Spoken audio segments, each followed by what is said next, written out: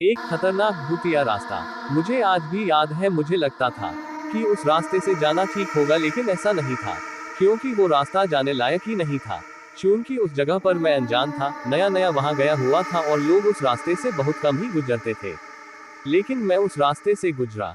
मैं उस वक्त कार से अपने कमरे की तरफ आ रहा था, तभी अचानक ही कार रुक जाती है। ये बात मेरे समझ में नहीं आती कि आखिरकार कार रास्ते में क्यों रुक गई। कुछ कुछ बूंदें भी गिरने लगी थी। अब लगता था कि बारिश भी होने वाली है। इस वक्त कार का खराब होना ठीक नहीं था। मैंने कोशिश की, पर जब कार ठीक नहीं हुई तो मैंने अंदर बैठना ही ठीक समझा और कुछ देर बाद कार स्टार्ट हो जाती है। ये बहुत ही खुशी की बात थी, क्योंकि अब घर समय से मैं पहुंच सकता था। कुछ दूरी तक चलने पर मुझे एक आदमी दिखाई देता है जो कि मुझसे लिफ्ट मांग रहा था। देखने में बहुत बुरा लग रहा था। मौसम भी खराब लग रहा था। इसलिए सोचा कि उस आदमी को परेशानी हो सकती है और मैंने कार को रोक दिया।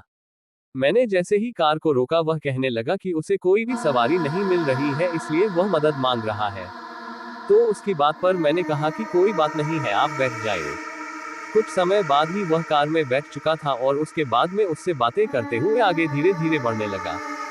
बाहर बारिश बहुत तेज हो रही थी। रास्ते भी सुनसान थे, कोई दिख नहीं रहा था। मौसम भी बहुत अच्छा नहीं लग रहा था। कार भी उस बारिश में बहुत धीरे और बहुत मुश्किल से चल रही थी।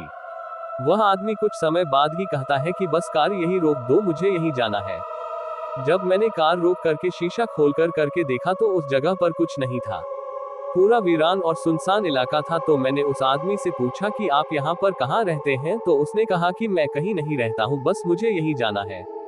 ये बात सुनकर मुझे अजीब सा लग रहा था कि न यहाँ पर कोई जगह है, न ही कोई छत है, ये आखिरकार यहाँ कहाँ जाएगा। बाहर बारिश भी हो रही थी, बिजली भी चमक रही थी।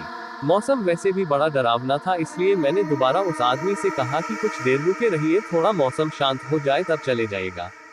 लेकिन जैसे ही मैंने ये बोलकर के पलट करके देखा तो वो आदमी मेरे गाड़ी में नहीं था, वह गायब हो चुका था। मैंने दाएं बाएं उतर करके भीगते हुए देखा, लेकिन आसपास मुझे वो कहीं नहीं नजर आया। मुझे बड़ा ही आश्चर्य हुआ और डर भी लगा। सच्चाई तो ये थी कि वह कोई इंसान नहीं, एक आत्मा थी जो मेरे गाड़ी में बैठी हुई थी। मैं वहां से बहुत बुरी तरीके से भागा और दोबारा उस रास्ते पर मैं कभी नहीं गया। बाद में मुझे पता चला कि उस रास्ते पर वो आत्मा अक्सर लोगों को मिल जाती है और नेक दिल इंसान को छोड़कर के बुरे इंसानों का बुरा हाल भी करती है।